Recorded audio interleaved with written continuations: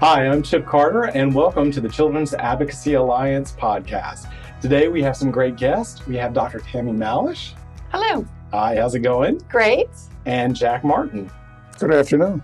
So thank you both for being here. And if you could tell me a little bit about yourselves and what you do. Sure.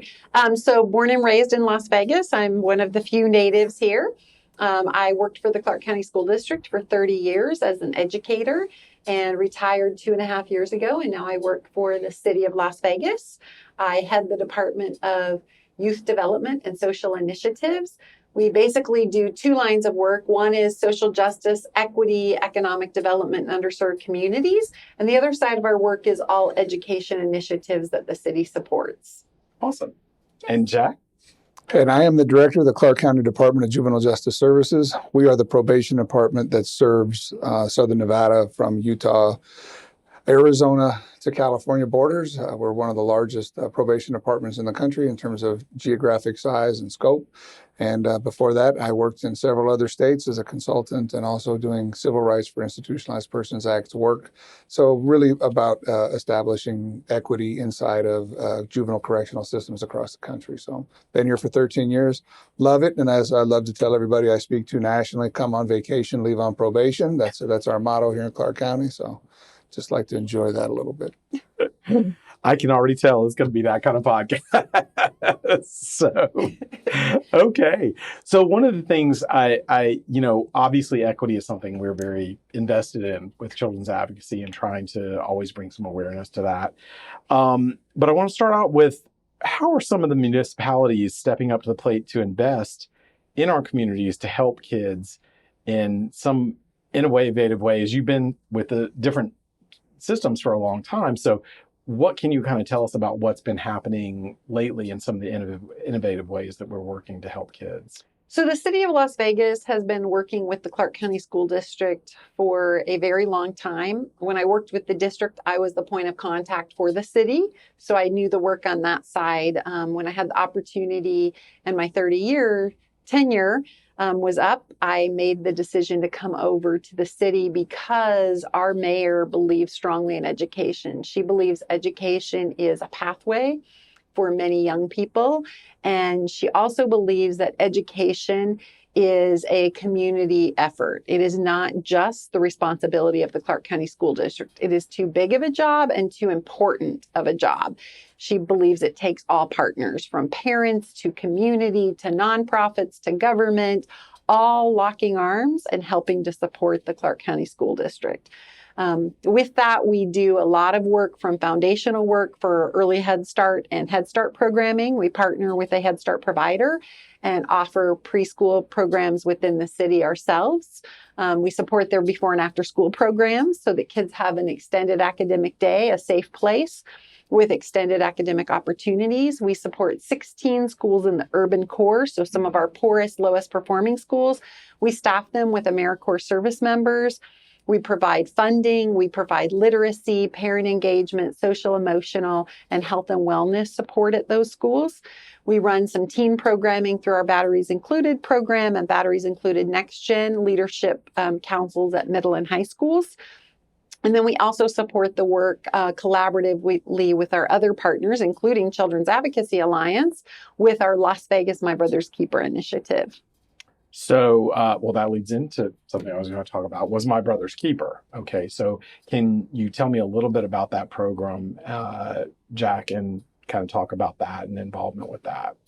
Well, absolutely. Obviously, we know My Brother's Keeper is one of the core tenets of the Obama administration before, about really guaranteeing that young African-American males specifically, but all young males of color, have equity and opportunity to be successful outside of formal system involvement. So we in the department and within the My Brother's Keeper initiative have done 7 years now. I believe this is our 7th year of our Breaking the School to Prison Pipeline conference.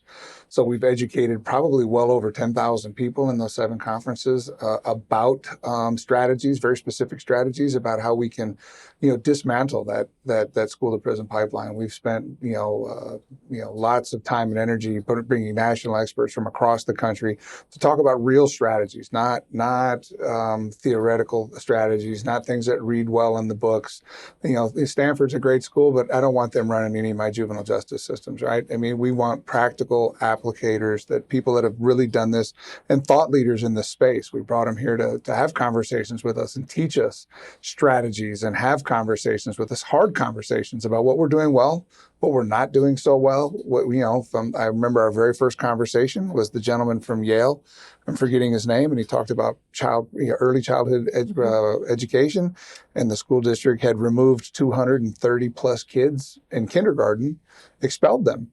And when you look at that, you think of that, okay, what kindergartner is doing anything to get expelled? Right. I'm sorry. I'm like, Right. Expelled from kindergarten. How does that happen? Well, we have to talk to the 30-year educator about that, so I would defer to Dr. Malish. Well, neither of y'all have answers. Right? Something's really wrong here. But we had to have that conversation. We now have a superintendent who's brave enough to have the conversation, who's willing to share the data, to be transparent with the data. Obviously, when you've got 40,000 employees and 320,000 students, this is the Titanic we're trying to swing. But I mean, the relationships we're building between the county, between the city, between Clark County School District, between the district attorney's office, the judiciary, all these relationships, local law enforcement, are all mattering, because as we network and provide a safety network for children. And not just that, I think also there have been decades of disinvestment, decades of institutional racist policies, practices, procedures that nobody wanted to talk about. It makes adults very uncomfortable. Everyone's comfortable when we're doing it to kids, when we're making these decisions that are impacting kids. But when we want to talk to adults, and especially privileged adults, about it, they want to flip the switch and they don't want to have the conversation. Talking about it is the only way we're going to change it. And we think it's really important to have the conversation. It's not about calling people out. It's not about the blame game. It's about recognizing our problems, recognizing what has gone on systemically, and then, as Jack said, practical solutions to solve it. And we have to do it together. So, see, already I've got 15 questions. So, what are some of those strategies? Is there something short and specific you can kind of talk about, or is everything so nuanced? But what are some of the specific concrete strategies that y'all are proposing or working on to kind of break that pipeline? Well, in juvenile justice, we understood where the problems start. There's just never wanted to be an investment there. Like if you came to me and said, Jack, I want to stop juvenile crime today, what would be your number one intervention? And people would think it's GPSs or guns or cars or whatever. It's none of those things. It's an investment in education. So when we recognize that children are falling off track as early as the kindergartners I was talking to you about that are being expelled, the people don't understand the long-term ramifications of that, to include myself. I didn't understand that once a kid's knocked off in kindergarten, he's not coming to first grade. He's behind in first. Now he's further behind in second. Now, by the time he gets to third grade, which is a pretty transformative year for a child, in terms of early academics, now all of a sudden we've got a child that has been forced, not by his own ideas or his own ability to do it. I don't know any second graders that are picking out where they live or driving cars to school. These are adults that are all making these decisions for these child, and we have systematically forced them into a corner that's not going to be successful. And those children oftentimes do not look like me. So we've got to have other strategies. We've got to have, we created the Harbor Juvenile Assessment Program in October of 2016, specifically created to wrap the school district and those children in resources for when a child, because the only way you can play in the probation space is if you get adjudicated to a crime. By the time you get adjudicated into probation, it's too late. I mean, not to say that we're not going to try our best to get those kids turned around and wrapped around, but a lot of damage has already been done. That wrapped services could have been applied as a kindergartner that would have wrapped that family in resource, the family, not just the child, in resources to help them be successful and put them on a trajectory for success. So I definitely want to come back to Harbor too, but I think also some of what you said is these hard conversations, and when you're talking to adults, why is it harder for adults? Is it just lifetime of conditioning? You mentioned privilege. I mean, I'm sure there's a lot of different factors. It's just maybe some of what's causing that difficulty. There's a lot packed in it. And I think the most important thing is the fact that we've been doing it and it hasn't worked. The way we've been doing business has not worked for not just some kids, the majority of our kids, especially our kids of color. And so if what we're doing is not working and we keep doing it, I believe that's the definition of insanity. Right. So I think part of it is that. I think the other part of it is people get very uncomfortable with the label or what they suspect is the label. It's not about labeling. It's about coming up with solutions. And one of the solutions Jack mentioned, resources, wrapping families and youth in resources. I grew up, education. I grew up at a time when families kept everything in the living room, right? Kids didn't have mental health issues. We pretended they didn't exist. It wasn't normalized. Adults didn't deal with it. And now I feel like part of it is we're now dealing with decades of pushing those behaviors, those thoughts, those actions down, suppressing them and not addressing them. So our needs are greater than ever before. I think one of the things COVID did was normalize to some extent mental health. It's okay to talk about it. It's no different than if your child can't see 20/20, you don't tell them to sit closer to the board and squint really hard. We address the need. So part of it is, to Jack's point, getting those resources to families. The other part of it, I think, is relationships. One of the things we're very intentional about is bringing school district staff into the space of the Las Vegas My Brother's Keeper. Not just the judiciary, not just the local government, but we need to bring the educators into the room, the school counselors, the social workers, the principals, to have the conversations. And I think one of the most powerful things we've done in these conferences is letting them hear from the mouths of the babies. When you have kids sitting up on a stage saying out loud, I went to 3, 4, 5 schools and no adult ever knew my name until I got in trouble. Nobody cared how I was doing.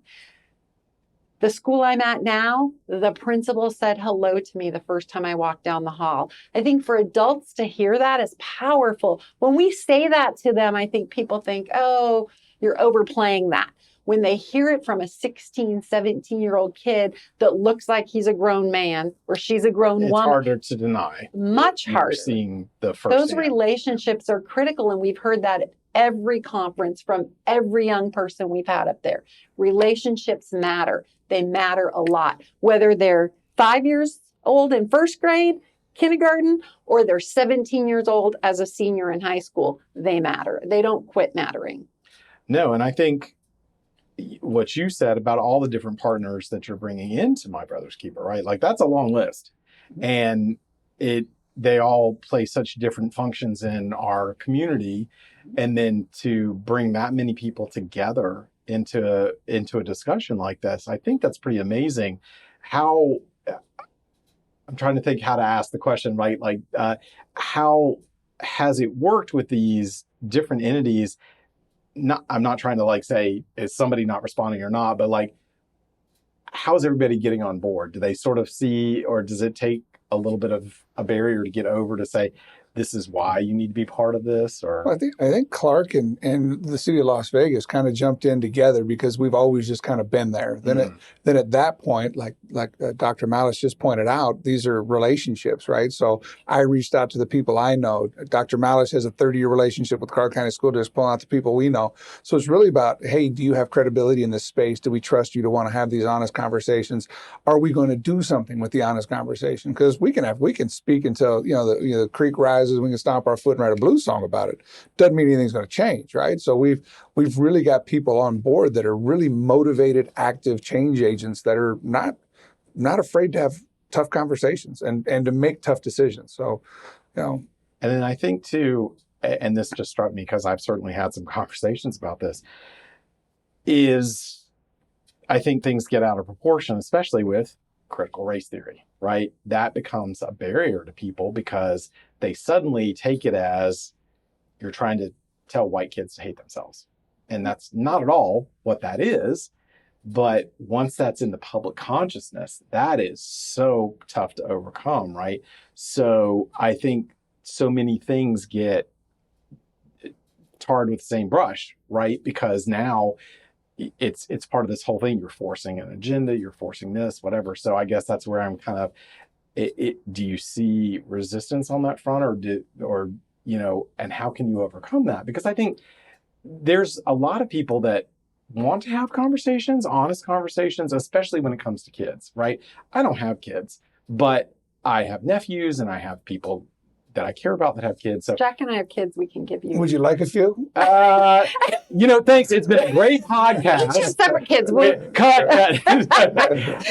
But I mean, for me, it's still important, right? Because I want to see kids really succeed, and I see the social stuff and the return on investment for when you're getting kids early interventions and things like that, and not expelling them and all this other stuff. So how can you kind of talk to people that I think are a little panicked? How do you discuss that? Well, I think, as Jack mentioned, we each brought our collective partnerships and relationships into the room. And then I think we had some, excuse me, we had some great conferences. People walked out of the room and said, wow, that's helpful. Yeah, I mean, yeah. But then along the way, we've had barriers. One of the biggest barriers is just what you spoke about, is ignorance or lack of information. People have sensationalism. Yeah, people have sensationalized, that's how we got here. Was there were school shootings, districts went to zero tolerance. That was going to save the day. We just won't allow guns on campus. Okay. I'm pretty sure not one gun that was brought on a campus before was allowed on campus.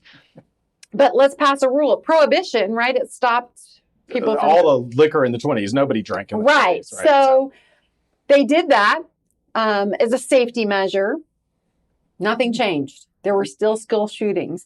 And so you hear people talk about, we had the principal from Columbine come out and speak. And one of the things he said is, you have to know your kids, not the kids that are sitting in the building, not the kids in the student council room, the kids across the street smoking the cigarette, not in your building.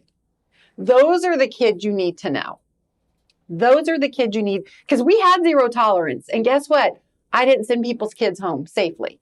And so I think whenever you have that, it deters. School violence. People are quick to say, well, that's because the school district has gotten easy. No, we believe, Las Vegas, my brother's keeper, we as individuals believe violent people, youth or adults, need to be handled in a very serious way.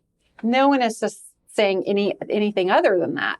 But people want to lump that all in together, right? People want to say, well, that's the reason. That has nothing to do with the outcome. I think the other benefit we had, though, to counter that is timing. There were a lot of social injustices going on. We saw a lot of tragic things going on around the country. We saw a lot of companies that had major missteps by employees with blatantly racist acts that caused companies to go, wait a minute, we've got to do something differently. And then when we brought these collective partners in, some of our partners like local law enforcement, they came to the table and said, okay, we haven't arrested ourselves out of this problem. We haven't solved anything. We keep arresting these youth. We keep sending them to Jack's system. Guess what? If systems like that changed kids, we would shut ourselves down, right? You'd lock them all up. They'd all get healed, so to speak. It didn't change anything. In fact, kids enter those systems and they learn worse behaviors often. So how do we mitigate that? And so that timing was good. We had great partners at the table. And then along the way, the hiccup that keeps happening is something happens, a kid makes a really bad decision, and all of a sudden the media gets on the bandwagon. Parents get on the back. We need to do, it's because of this disproportionality conversation. That has nothing to do with this. Juvenile crime is at a 30-year low. 30-year low. But so why don't we know that? See, that's interesting to me, right? Like, I didn't know that, but that's fascinating. It's the same reason why CNN, MSNBC, Fox News, is the same reason there's 42 news outlets now that need sensationalism to drive the narrative. And the narrative aligns with whoever's holding the microphone. The facts of the matter is right now we have less juvenile crime than we've ever had. Now, what we do have is a juvenile. We used to know about the juvenile when they were 9, 8, 9, 10. So there was a runway to their serious juvenile behavior. Now we have some kids that are starting pretty serious. They're starting as a 15-year-old unknown to the juvenile justice system, they're starting with a serious act. That is something that's different. And we're looking to pivot and looking to find out why that's happening. We believe it's an escalation of mental health behaviors. Isolation for 2 years from children is not healthy. Not being able to play sports and do the things and, flick each other's ears in English class. These are all healthy, typical adolescent behaviors that need to occur. But, I think as we readjust to our new normal, as we get through this and get our schools back lined and supported, and I think we're going to continue to see a decrease. And as we wrap our community and we wrap the neediest kids in resources, I think we're going to continue to see a decrease in juvenile crime. And just for the record, CAA does not approve of ear flicking. I As a do. former English teacher, I didn't not only not approve, but especially in English class. See, exactly. No, I you're right. I think, look, nobody could have predicted the pandemic. Nobody could have predicted how to re-enter society again, right? Like these are things that haven't happened in 100 years. And the world was certainly different 100 years ago without the internet and all this other stuff. So I don't want to give that everything a pass because of that. But I mean, certainly disrupted the world. I certainly do not want to give people a pass. I do not, because we have been screaming and yelling at the school district for the last year that we've returned kids from the pandemic back to the classroom. So the question we're not asking ourselves is, what the hell's been happening for the last 2 years they've been at your home? You've been the one educating them for the last 2 years. You've been the one managing their behavior. Now we get them back out in the public and they're acting like wild people. Who are we blaming? But yet we're quick to point at the school district. We're quick to point to law enforcement. We're quick to point to local municipalities. Instead, we need to really be having a conversation about what has changed in how we value children, how we value parenting, how we value, because I'll tell you right now, this social media epidemic, that's the epidemic. We're going to have children that are 6 inches shorter in 20 years because they're all staring down at the ground or their cell phones, right? I mean, so the reality is, are we having the real conversations? Or are we having the conversations that are convenient to our narrative? So I just want to play devil's advocate a little bit on that, right? Please. Because certainly I think that, and again, speaking of someone who didn't have to put up with 2 or 3 kids screaming for attention while I'm trying to work on Zoom for 2 years. Right. But I think there's also that there's a whole section of our population here that is waiting at the bus stop for 2 hours to get to the strip to work 2 jobs and then come home. So they're again, not giving anybody a pass, but it's like, I certainly see a difference there with what that situation can be versus someone who does have broadband internet and all this other kind of stuff. Absolutely. So there's some things there I just want to point out, but I think also that's a hard conversation to have. How do you approach parents saying exactly what you said? Like, well, they've been at home for 2 years. I mean, I don't think that's going to make me a little defensive, I would think, as a parent. So what kind of... I'm a parent too. So trust me, it offends me. But the reality is, I think as a community, we need to look at all of ourselves. How are we parenting? How can I get better? How can I help the school district get better? How can I help municipalities get better? We as a community need to raise these babies. The school district I don't pay the school district to raise my babies. They're a part. They're a very valuable part, but they're only a part of that whole piece. I'm still incredibly important as a parent. Every parent that I have, all of the 5,000 children that will touch my system this year, we value and respect and want them to be heard and want them to come and collectively be a part of our solutions. But the reality is we can't just continue to play this. It's everybody else but us. It's all of us. Has to be all hands on deck. And I think, to Jack's point, it is not just the parent's job, nor is it just the district's job, nor is it just the faith leader's job. And some of our research for MBK, and Jack's kind of a research fanatic, is really where we see the most successful cities, especially urban cities, is where the entire community has owned the upbringing of children from birth through college. And there are cases where you see that being done, and it is overwhelmingly successful. So where are some of those? Oh, look at Harlem Children's Zone, from cradle to career. Mm-hmm. They're having conversations in Harlem, not about capturing kids, but tightening the net so more kids don't get through the net. I mean, and obviously it's a vertical city, so it's a little bit different than Las Vegas, where we have transportation issues and heat issues and all the other issues that you mentioned before. But a committed group of professionals got involved, got in that space, because when you don't get in, you got to fit in, right? So I mean, so I think the reality for them is Nashville is doing some incredible things around sexually exploited children. I mean, there's a lot of jurisdictions out there. Minneapolis or Minnesota just invested $52 million of legislative money to combat sex trafficking or human trafficking in their state. I mean, you look here, sometimes we don't fund anything. It's one of the frustrations we all have, right? But at the same time, we love not having state income taxes, right? Everything's a double edge. Exactly. No, I hear you. So, okay. So I do want to loop back to Harbor. So if you can tell me a little bit about that, what that program is. That's the current chairwoman right here. The Harbor is the best collaboration, the best example of what can happen when many agencies come together and don't worry about who gets the credit or takes the blame. The Harbor stood up as a diversion program for low-level first-time offenders, right? That's how you get people through the door.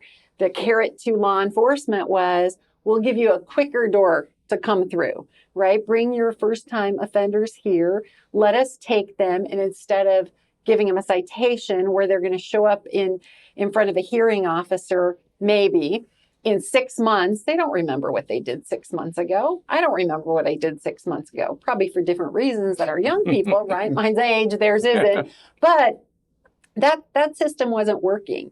This is an approach to be able to support the youth and their family. And oftentimes, when one child in the family has an issue, there are other issues in the family. It could be that the parent has a need that wasn't being met. Multiple children in the home have a similar need or a like need. And so the popularity of law enforcement using it then expanded it out. Jack was very strategic in his thinking around it. The marketing and the advertising then went to the faith leaders, the community leaders, the school district. So let's not wait now until they've come into contact with law enforcement. How about if we back this up and serve them and intervene even earlier? To Jack's point, as a teacher, as a high school principal, parents would always say, I'm worried about my young man or young lady. I'm worried about them. They're headed down this path, their friends, the curfew, the drugs, whatever. And I used to have to tell them, you have to wait until they get in trouble. There are no systems out there that can really help.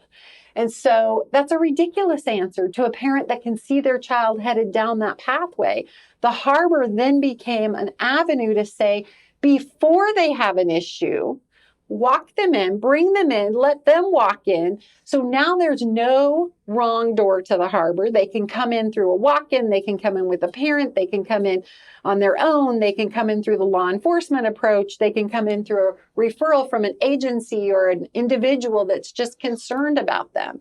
And so then it was, let's wrap these kids before they head down that path.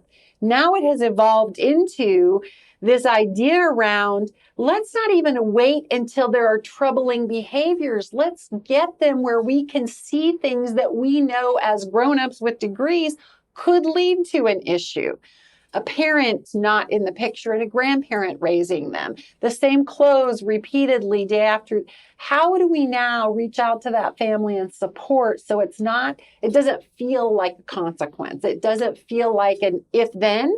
It feels like a let's jump in front of this. As Jack mentioned, Harlem, they support those babies from the hospital.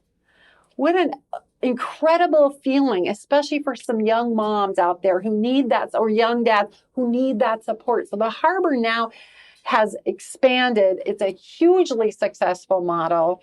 I don't know anyone who's been to the Harbor who has walked away and said, it wasn't impactful. It wasn't powerful. And before it, nothing existed. There was nothing. Is there a mindset that also has to be overcome for that? Because I think some people, don't know that there are resources available, right? Like young mother or father not knowing what to do, or a multi-generational family, maybe not native English speakers or whatever, that sometimes I think there's those barriers as well. Are there things that we can do to get in front of that? Because like you're saying, this is valuable. How do we approach that? There's massive challenges when we're talking about getting into the community and getting people to want to seek service. Historically in our lower socioeconomic neighborhoods, mental health services have been seen as that's old crazy Uncle Bob, and now we're trying to obviously we're trying to rethink that, as Dr. Malice mentioned earlier.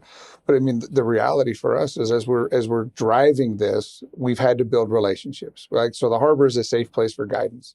That's what it is. It's not a law enforcement intervention. It's not a city of Las Vegas intervention. It is a community intervention that has been supported by multitudes of our elected officials. It's been supported by 14 committed agencies, numerous 40, I think, vetted providers. I mean, it's a part of our fabric now. I mean, I was standing at Winco just a week ago wearing one of my harbor shirts, and some lady came up and hugged me. I was like, why are we just hugging random people? This is not okay. I don't want to get canceled. And she told me this whole story while I waited in line at Winco about how the relationship, which Dr. Mouse referred to earlier, that relationship with one committed adult, somebody that wanted to hear the story, hear what was going on. Her child has gone from being suicidal to now being goal-driven, right? I always hear people all the time say hope is not a strategy. Hope is absolutely a strategy. Wishing is not a strategy. Hope is. And we as a system oftentimes have beat hope out of children, especially children of color. So when we have an opportunity to reinstill hope and give them strategies to maneuver the barriers in between them and hope, I think that's exactly what we need. And once we re-energize these children, one of the things I love about what Dr. Jara says all the time, he's our superintendent of schools, talks about rigor. It's the low expectations of quiet racism that we've had in our country for years. So we believe that they can't accomplish it. So I've got half of my district bored out of their minds in their class, or half of my kids bored out of their minds. So they start the ear flicking, they start the getting in trouble, they start all that nonsense. So a lot of the things that were brought to juvenile justice were things that were normal, typical, healthy adolescent behaviors were brought to juvenile justice. We divert those kids, keep them out of the system. We've served over 28,000 children in the harbors in 5 locations. We have an almost 90% success rate in kids not escalating. So that number, over how many years? That'd be almost 6 years. It'd be 6 years in October. That's an insanely high number. I mean, it's great, but sort of sad that it had to get 320,000 school-age children. When I took over my department, I had 26,000 referrals to law enforcement in 1 year. I had a detention center full of 260 children in a 192-bed facility. I'm down to, as of this morning, I've got 120 kids in detention. Juvenile crime has not escalated. We're not being tough on crime because tough on crime doesn't work. What is working is we're being smart on crime. We're building strategies around what works, what's evidence-based, what's been longitudinally studied across a multitude of jurisdictions to do the things that make sense with our taxpayer dollars and do the things that have value to not only to make our community safe, but to help our children be successful. I live by 5 really basic words: safer communities through successful youth. It's really that simple.